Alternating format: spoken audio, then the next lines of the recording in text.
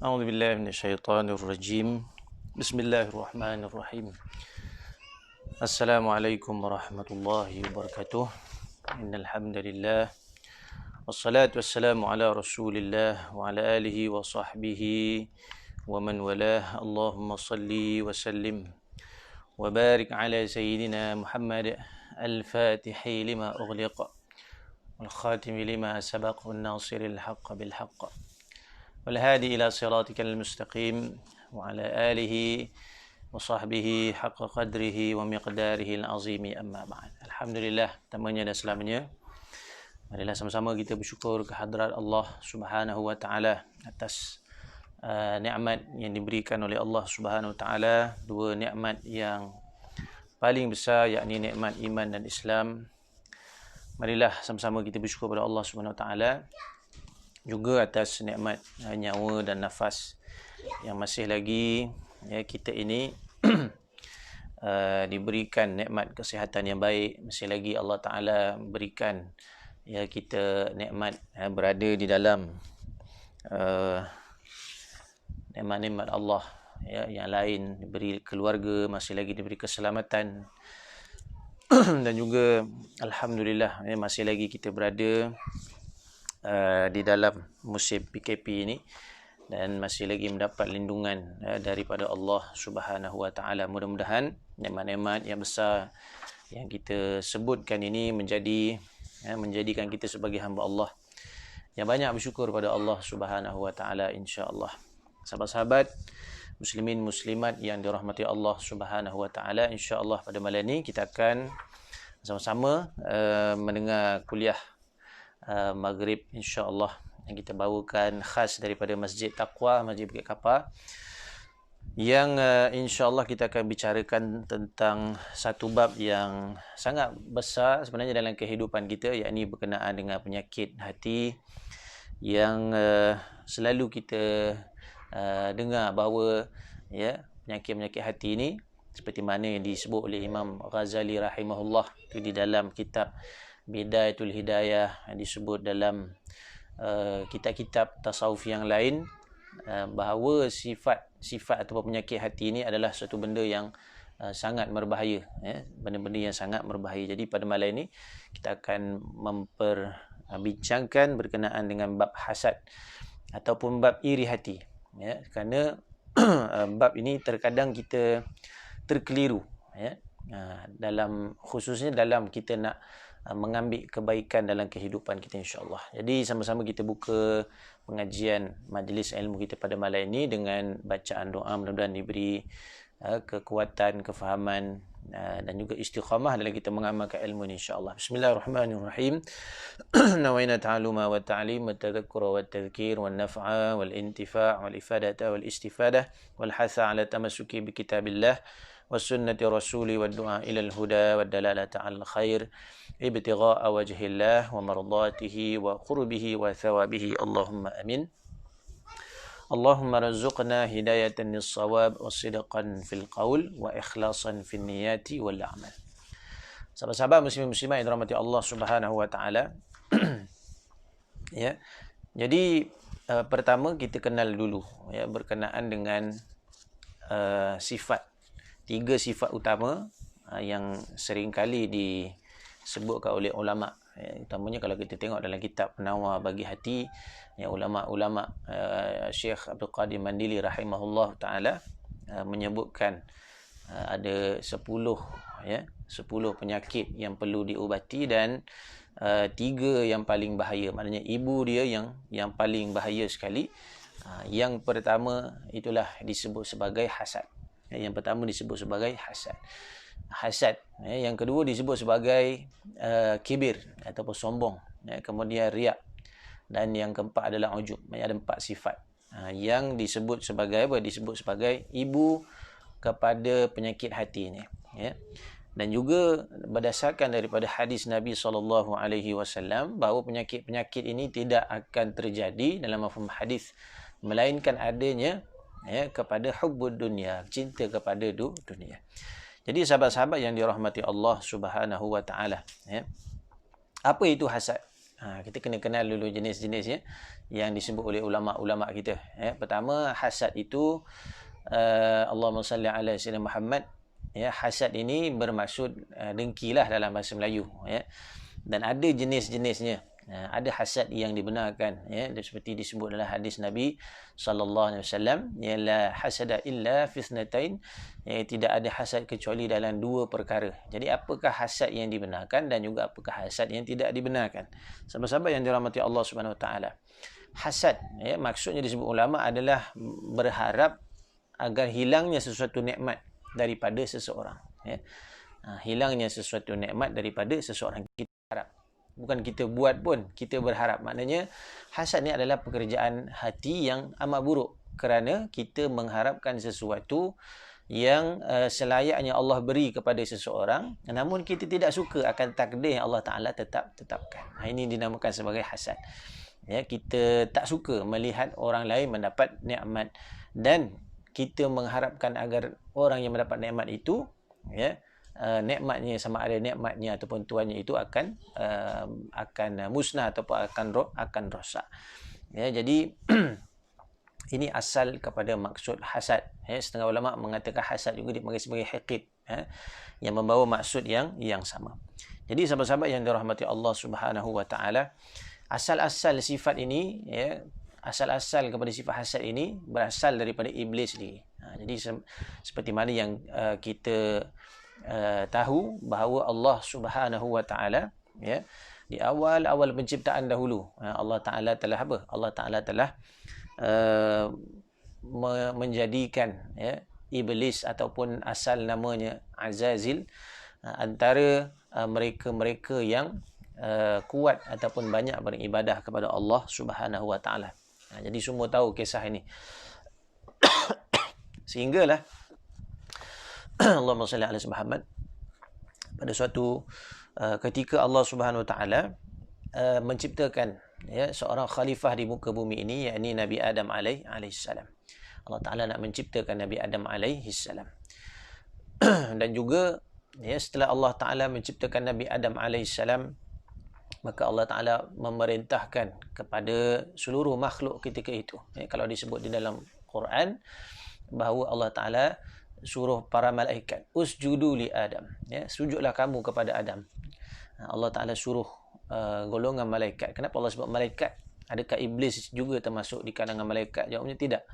Kerana di waktu tersebut, maknanya makhluk yang ramai yang ada di dalam syurga itu adalah para malaikat.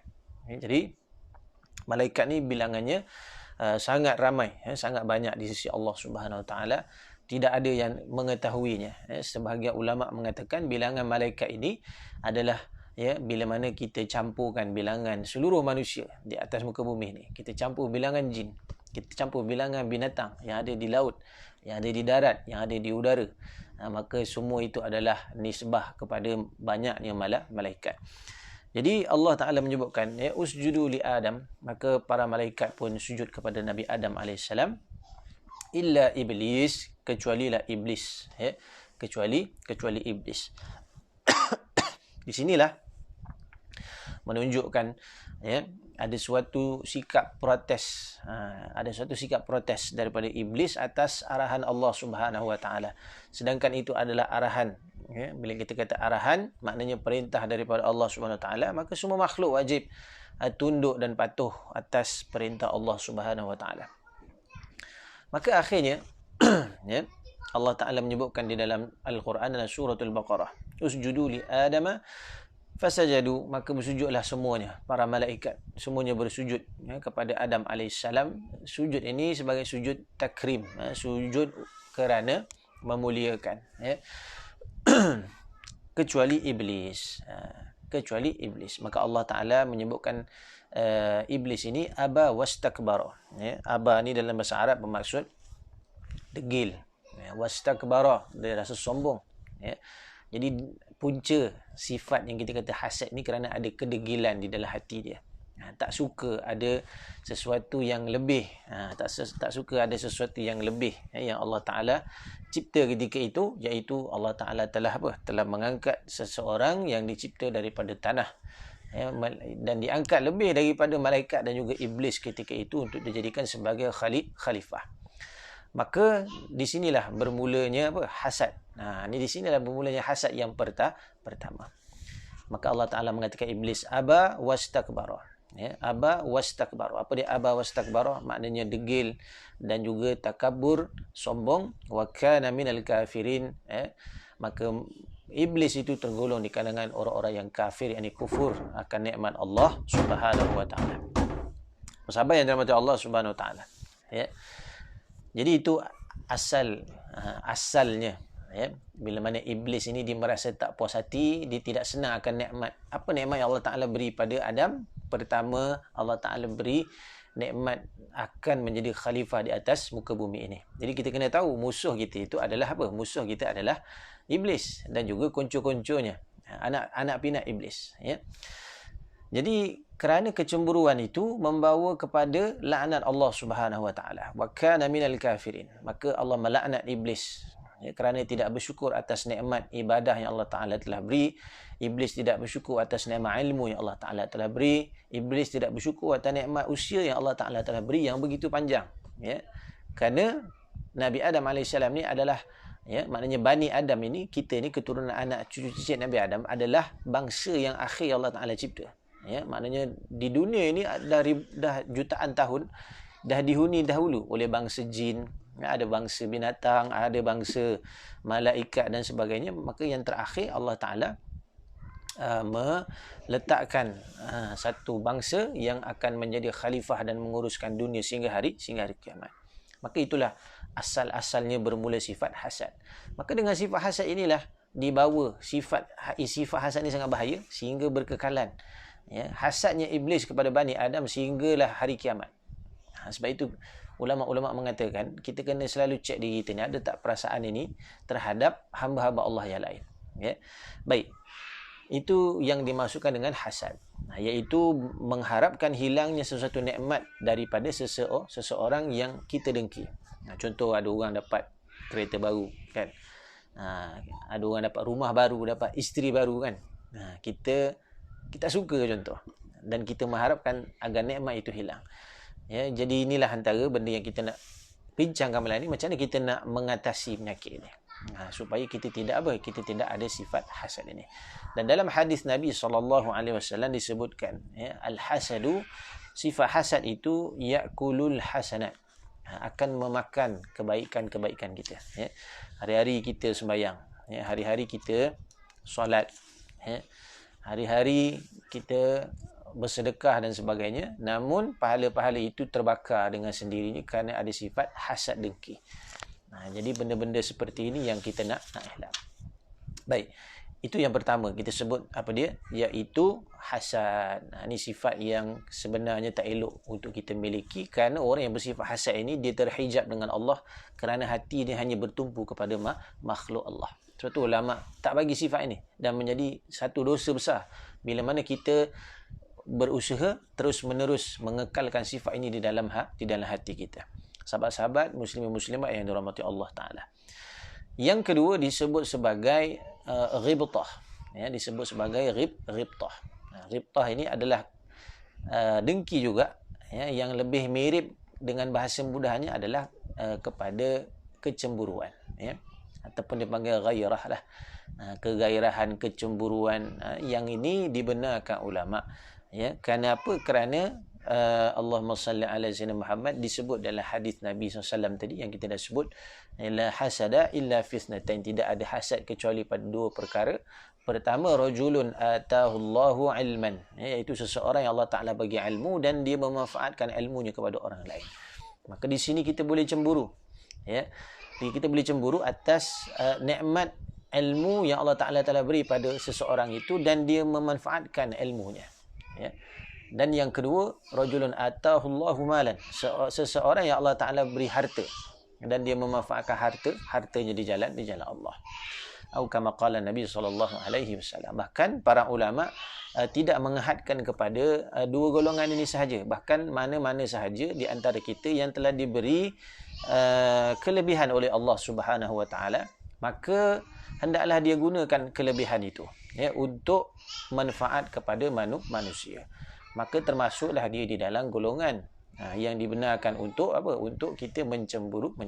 Contoh, kita ada seorang sahabat yang dia masya-Allah tabarakallah bisnes kan, contoh jadi businessman, jadi apa orang kata, orang yang Allah Ta'ala limpahkan rezeki yang banyak, kemudian dia bersedekah. Ni lagi-lagi kan sahabat-sahabat kita di pantai timur ni, musim-musim banjir, dia hantar satu lori bekalan dan sebagainya.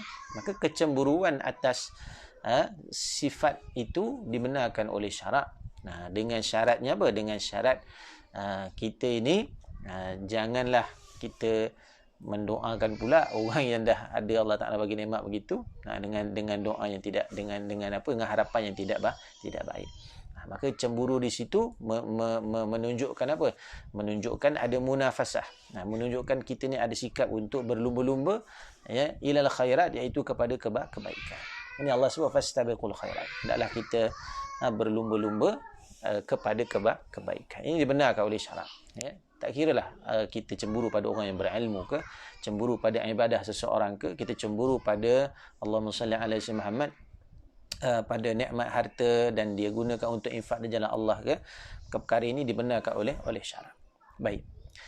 Ustaz, apakah faktor yang menjadi penyebab timbulnya hasad dengki? Ini kita kena tahu. Kenapa sifat hasad ni terjadi? Kerana dia ada faktor dan sebab dia. Pertama kata ulama, ta'azzuz. Apa dia ta'azzuz? Dia rasa susah kalau ada orang lain lebih daripada dia. Ini pun masalah juga kan. Kita tak boleh tengok orang lain lebih. Kita nak diri kita lah yang paling lebih daripada orang lain. Jadi sifat ta'azzuz ini adalah sifat yang tidak bagus. Allahumma salli ala sayyidina Muhammad. Inilah yang berlaku juga kepada iblis kan. Kalau kita lihat bagaimana iblis ini dia mengatakan kepada Allah Subhanahu wa taala dalam suratul A'raf. Kalau kita ingat ayat dia, a'udzubillahi minasyaitonir rajim, ana khairum minhu, aku ini lebih baik daripada Adam alaihissalam, khalaqtani min nar, engkau ya Allah ciptakan aku daripada api, wa khalaqtahu min tin, dan kau ciptakan dia yakni Adam alaihissalam daripada tanah. Maka di sini adanya ta'azzuz, ini kita sebut tadi, adanya sifat rasa susah hati bila melihat orang lain melebihi dirinya sendiri. Kenapa? Dia khawatir. Dia takut bila orang tu lebih daripada dia, maka orang tu akan lebih masyhur daripada dia, maka orang tu akan lebih dipandang daripada dia. Inilah penyakit-penyakit hati yang ada pada kita. Sedangkan ketika itu iblis adalah ahli ibadah.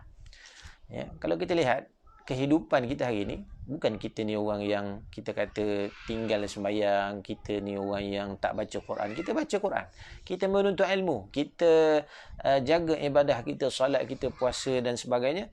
Tetapi masih ada lagi noda-noda hitam dalam hati kita. Inilah antara yang disebut sebagai penyakit hati. Ini antara yang kita kena buang lah. Ibu sifat ini iaitu sifat hasad. Bagaimana nak membuang sifat hasad? Nanti kita cerita, insya-Allah. Terima kasih bagi yang bertanya. Baik. Kita sebut dulu faktor dia. Jadi kita kena tahu bila kita mengaji dalam bab akhlak, bab tasawuf ini, inilah fungsi dia. Sebab tu ulama mengatakan antara ilmu fardu ain yang wajib kita pelajari adalah ilmu tasawuf ini, ilmu akhlak, ilmu tazkiyatun nafs, supaya kita tahu penyakit ni ada pada diri kita tahu faktor-faktor yang menjadikan sifat ni pada diri kita, dan kita tahu ubat bagaimana kita nak keluar daripada sifat ini. Yang kedua adalah sifat kibir. Sifat kibir ni maknanya sifat sombong. Ada sebagian ulama memisahkan sifat kibir ini satu sifat mazmumah yang lain. Ada sebagian ulama mencampurkan sekali dalam hasad. Jadi oleh kerana ada sifat dengki ini, maka dia mewujudkan sombong. Kibir ini dalam bahasa mudah, kibir ini adalah memandang remeh atau memandang rendah. Sehingga ada disebut dalam hikam, maknanya seseorang mukmin yang memandang seseorang itu, cukuplah dia dikatakan takabur apabila memandang seorang mukmin itu lebih rendah daripada dia. Kita tengok masuk pandangan mata kita ni, bukan dikira melihat mata ni, tapi adalah mata hati kita. Kita tengok kawan kita naik contoh naik basikal aja pergi masjid kan, kita rasa macam Allah. Kita rasa remeh sangat. Kita belum tak naik kereta contoh dia kan. Ataupun kita tengok orang tak pergi masjid, kita pergi masjid, Kita rasa orang tak pergi masjid tu macam hina saja, meremehkan. Yang ni benda yang ditegah sebenarnya. Kerana setiap ibadah yang kita buat ini adalah rezeki daripada Allah. Rezeki. Jadi kita ni orang yang mungkin hari-hari ulang alik pergi masjid ataupun hari-hari dapat baca Quran, itu adalah nikmat yang kita kena syukur dan mendoakan supaya orang lain dapat nikmat tersebut. Jadi faktor yang kedua tadi kita sebut adalah kerana apa? Kerana kibir tadi, kerana memandang remeh terhadap orang lain. Dan juga kita takut orang lain dapat nikmat yang lebih daripada kita. Ini macam tadi jugalah. Dia akan kembali kepada ta'azus. Baik. Kemudian, antara faktor-faktor yang lain yang menyebabkan kita menjadi hasad ini adalah adanya sifat ujub. Adanya sifat ujub dalam diri kita. Diri kita ni, macam mana kita boleh dengki dengan orang lain? Sebab kita rasa ujub. Ujub ni apa? Kita hairan, kita ni hebat. Saya tengok diri saya ni, Ustaz, setiap malam qiyamul lail. Setiap malam saya boleh bangun tahajud. Maknanya saya ni baguslah. Bila kita nampak orang yang lebih bagus, kita rasa apa? Kita rasa dengki. Ini tak boleh sebenarnya. Jadi kena berhati-hatilah, kerana benda ni bukan berlaku pada umat ini saja, tapi penyakit ni telah berlaku pada umat-umat terdahulu. Berlaku pada umat-umat terdahulu. Ni sahabat-sahabat boleh baca dalam surah Yasin. Saya nak hurai panjang, jadi boleh baca, ada kisah dia. Baik, kita sambung lagi. Apa lagi faktor yang ulama sebutkan yang menyebabkan seseorang boleh bersifat hasad. Antaranya ulama sebut yang keempat adalah adanya hubbur riyasah. Hubbur riyasah ni apa dia? Mencintai, kita panggil, kepada pangkat, ataupun hubbul jah, cinta kepada pangkat dan juga jawatan, cinta kepada kedudukan.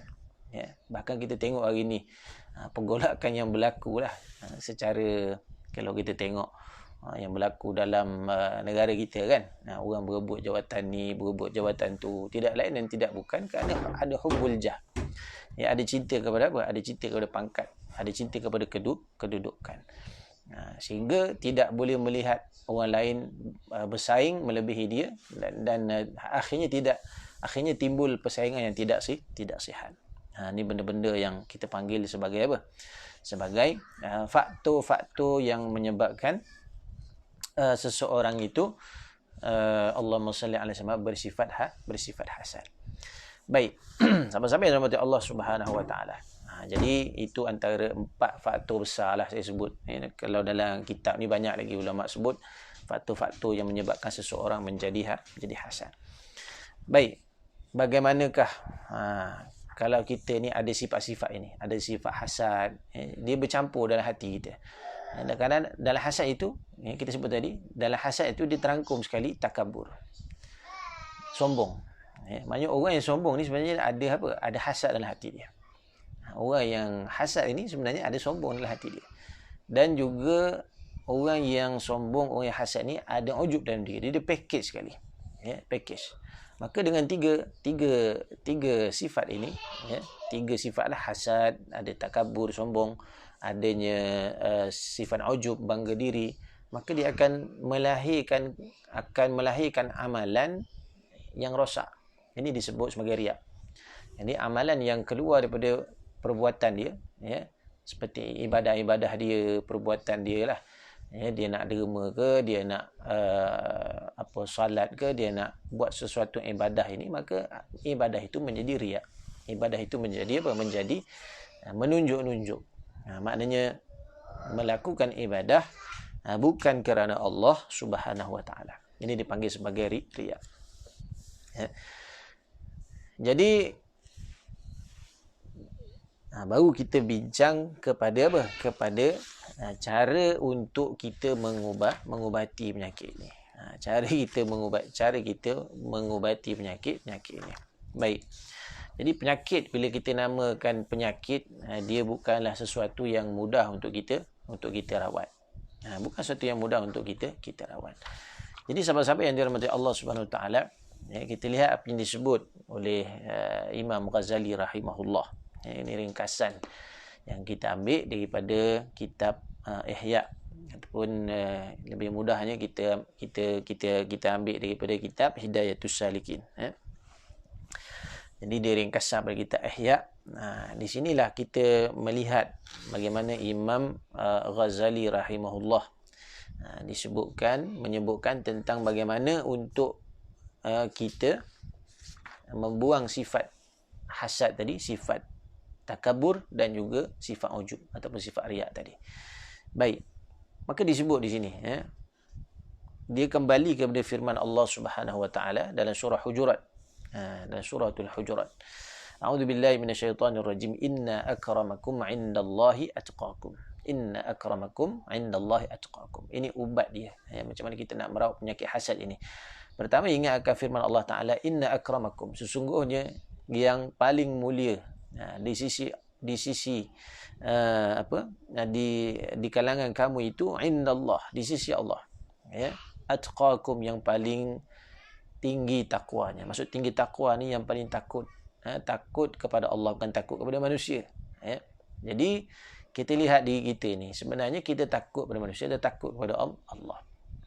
Jadi ketika seseorang hasad, dia takut kedudukan dia dirampas oleh orang lain, ya. Ketika seseorang takabur, dia takut ada orang yang lebih mulia daripada dia, ya. Dia rasa ketika dia menjadi ujub, merasa ujub, ya, dia rasa ada orang yang ibadah lebih bagus daripada dia, maka di sinilah menunjukkan dia tidak takut kepada Allah. Jadi semua perbuatan hati kita, benda ni benda yang sangat halus dan mesti kita teliti, ya.